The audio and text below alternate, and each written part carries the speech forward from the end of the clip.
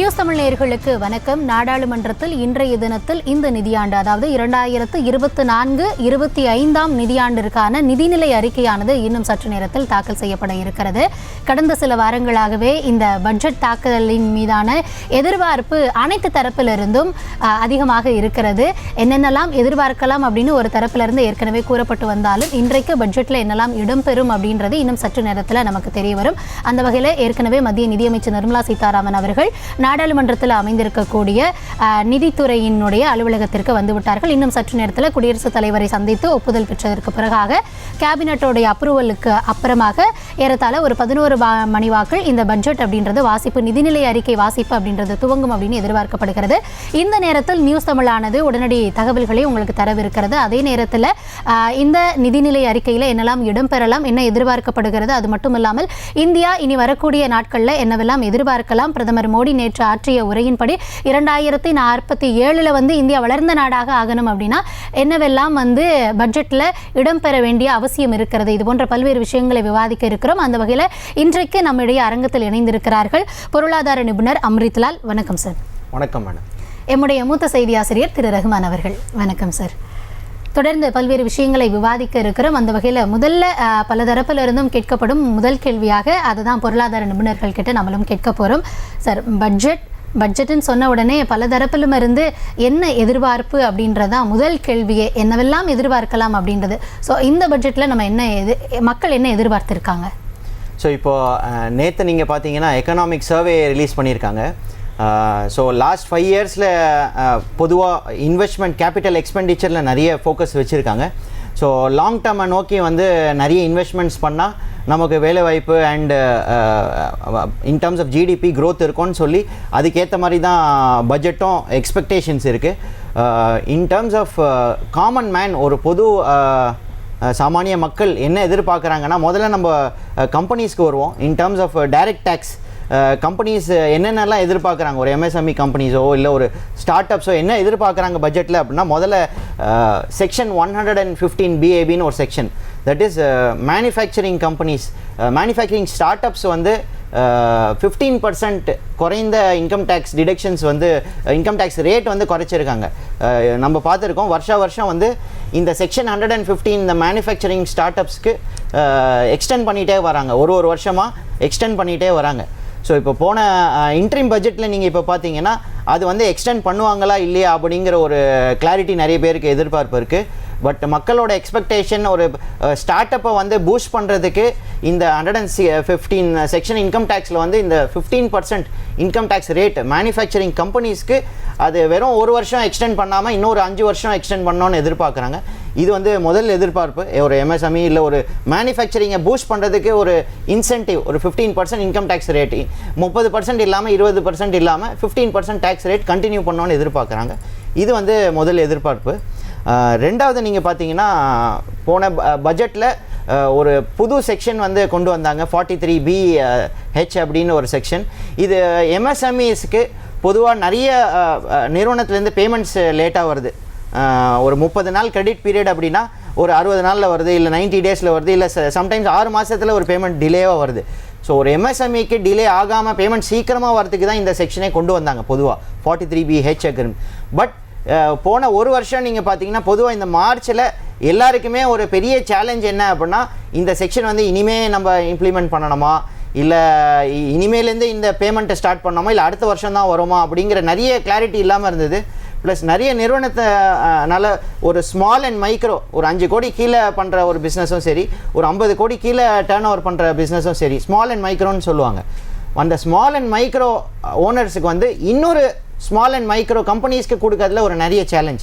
So ஒரு சின்ன நிறுவனம் இன்னொரு சின்ன நிறுவனத்துக்கு பேமெண்ட் எப்படி நான் 45 டேஸில் கொடுக்கறது, இல்லை 15 டேஸில் கொடுக்குறங்கிற ஒரு கட்டாயம் வந்திருக்கு. அதனால நிறைய எம்எஸ்எம்இ நிறுவனம் இதை ஒன்று இதை லேட்டாக போஸ்ட்போன் பண்ணோம், இல்லை எக்ஸ்டெண்ட் பண்ணணும், இல்லை இந்த 45 டேஸை ரிலாக்ஸ் பண்ணி ஒரு 3 மாதமோ இல்லை 6 மாதமோ ஒரு டைம்லைன் கொஞ்சம் இந்த ஸ்மால் அண்ட் மைக்ரோக்கு கொடுக்குற மாதிரி எதிர்பார்க்குறாங்க.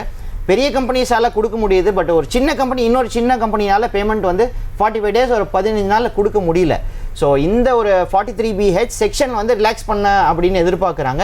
இன்னொன்று நிறைய எம்எஸ்எம்இ பேங்கிங் செக்டாரில் ஒரு ஃபண்டிங்க்கு ஒரு சின்ன கம்பெனி வந்து அவங்களால என்ஹான்ஸ் பண்ண முடியல, ஒரு லோனை வந்து எக்ஸ்டெண்ட் பண்ண முடியல. ஸோ இந்த கிளாஸை 45 டேஸில் பேமெண்ட் கொடுக்கணும் அப்படின்னா அதுக்கேற்ற ஃபண்ட்ஸும் வந்து அந்த சைக்கிள் வந்து மாறணும்னு எதிர்பார்க்குறாங்க. ஸோ பேங்க்லேருந்து எதாவது ஃபண்டிங் வருமானு எதிர்பார்க்குறாங்க எம்எஸ்எம்இஸ். நீங்கள் அதுக்கப்புறம் கம்பெனிஸ்க்கு பார்த்தீங்கன்னா ஏஞ்சல் டேக்ஸ்னு ஒன்று இருக்குது. இப்போ ஸ்டார்ட் அப்ஸ் அப்படிங்கிற கல்ச்சர் ஒரு 10 வருஷமாக நல்ல பூம் ஆகிட்டு இருக்கு. நம்ம நிறைய நிறுவனம் பார்க்குறோம். ஸ்டார்ட் அப்ஸ் நல்ல ஸ்பீடாக க்ரோ ஆகுறாங்க. ஒரு 1 இயர் 2 இயர்ஸ்லேயே அவங்க வந்து அவங்களால ஃபாரின்லேருந்து ஃபண்டிங்கோ இல்லை டொமஸ்டிக் ஃபண்டிங்கோ ரைஸ் பண்ண முடியுது. ஸோ இந்த பொதுவாக இந்த ஸ்டார்ட் அப்ஸுக்கு வந்து ஒரு ஏஞ்சல் டேக்ஸ் அப்படின்னு கொண்டு வந்திருக்காங்க. லாஸ்ட் ஒரு 2012 வந்து இந்த ஏஞ்சல் டேக்ஸ் அப்படின்னு கொண்டு வந்தாங்க. இது என்ன ஏஞ்சல் டேக்ஸ் என்ன சொல்கிறாங்க அப்படின்னா, ஒரு ஃபேர் மார்க்கெட் வேல்யூ, இப்போ ஒரு கம்பெனி வந்து 10 கோடி ரூபாய் வேல்யூவேஷன் பண்ணி ஒரு ஃபண்ட்ஸ் ரைஸ் பண்ண போகிறாங்க அப்படின்னா அதோட வேல்யூ இன்னைக்கு இப்போ சப்போஸ் 15 crores அப்படின்னா மார்க்கெட் வேல்யூ 10 கோடி, ஆனால் நான் 15 கோடி ரைஸ் பண்ணுறேன் அப்படின்னா கவர்மெண்ட் என்ன சொல்கிறாங்க, ஒரு 5 கோடி ஃபேர் மார்க்கெட் வேல்யூட எக்ஸ்ட்ரா நீங்கள் வாங்குறீங்க, அதுக்கு 30% ஏஞ்சல் டேக்ஸ் கட்டுங்க அப்படின்னு சொல்கிறாங்க. ஸோ ஒரு ஏஞ்சல் டேக்ஸ் 30% கட்டும் போது நிறைய ஸ்டார்ட் அப்ஸ்னால இந்த ஃபண்டிங் வந்து நிறைய பேர்கிட்ட வாங்க முடியல.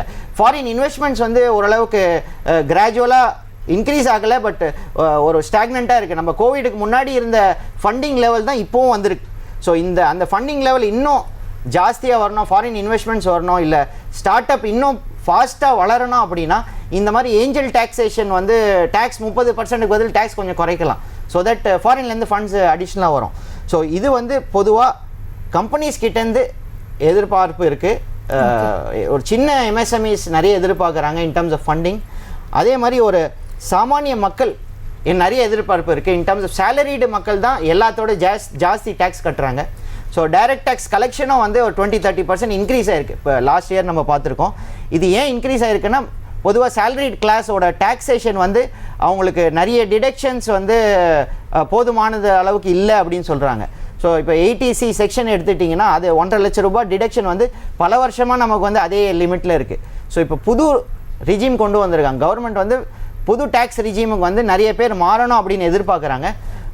ஸோ இந்த வாட்டி என்ன பண்ணியிருக்காங்க கவர்மெண்ட் இன்கம் டேக்ஸில் அப்படின்னா சேலரிடுக்கு டைரெக்டாகவே அவங்க நியூ டேக்ஸ் ரிஜிமில் வந்துடுறாங்க.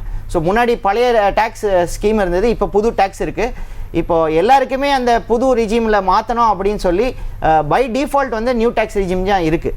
ஸோ எதிர்பார்ப்பு என்னென்னா நாங்கள் வந்து ஒரு இன்கம் டேக்ஸில் அவங்களுக்கு சலுகை வேணும். இப்போ ஸ்டாண்டர்ட் டிடக்ஷன் ஒரு 50,000 ரூபாய் அப்படின்னா அது ஒரு அட்லீஸ்ட் ஒரு 1 lakh rupees இருக்கணும்னு எதிர்பார்க்குறாங்க. ஸோ சேலரிட் கிளாஸ் வர பணம் அப்படியே இன்கம் டேக்ஸில் போகுது அப்படின்ற ஒரு நிறைய வருத்தம் இருக்குது. ஸோ பிஸ்னஸ் பீப்புள் அப்படின்னா அவங்க டேக்ஸ் பிளான் பண்ணிக்கலாம், அவங்களோட பிளானிங் எல்லாமே பண்ணிக்கலாம், என்ன டேக்ஸ் கட்டணும் என்ன ஏதுன்னு. பட் ஒரு சேலரிடுக்கு அவங்க சேலரி வரப்போவே அந்த டேக்ஸ் பிடிச்சிட்டு கட்டிடுறாங்க. ஸோ ஒரு 80Cயில் ஒரு எக்ஸ்டென்ஷனோ இல்லை ஸ்டாண்டர்ட் டிடக்ஷன்ஸில் ஒரு 50,000 ரூபாய்க்கு வந்து 1 லட்ச ரூபாய்.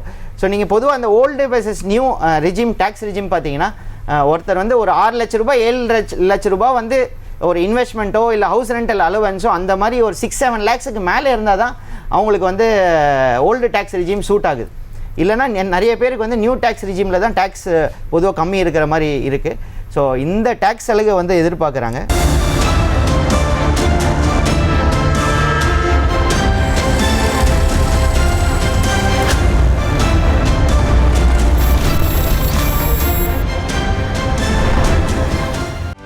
செய்திகளை உடனுக்குடனும் துல்லியமாகவும் தெரிந்து கொள்ள சப்ஸ்கிரைப் பண்ணுங்க.